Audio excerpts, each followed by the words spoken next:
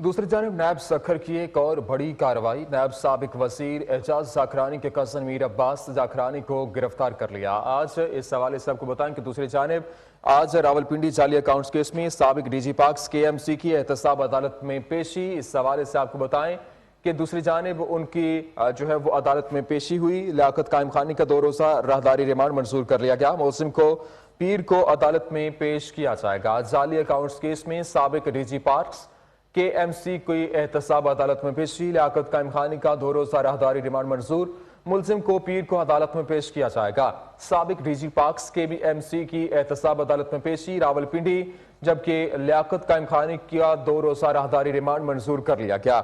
जाली bank accounts case में साबिक डीजी पाक्स KMC की एहतसाब अदालत में पेशी। लियाकत कायम खानी का 2 रोज़ा राहदारी रिमांड मंजूर कर लिया गया। मुलजिम को पीर को अदालत में पेश किया जाएगा।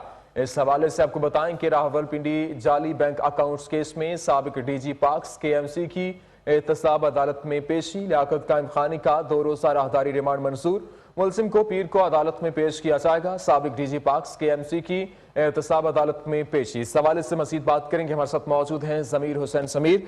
जी ज़मीर हुसैन ज़मीर, बताइएगा कि लियाकत कायम खानी को आज एहतसाब अदालत में पेश किया गया, क्या जो कार्रवाई रही अदालत की, अपडेट कीजिएगा।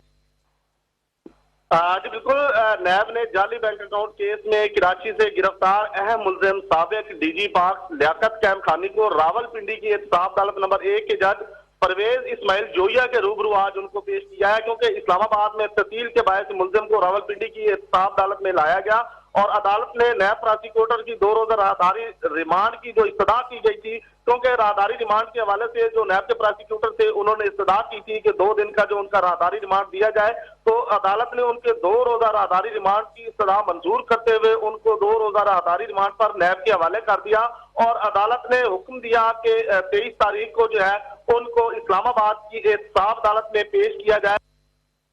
से आगाह कर रहे थे।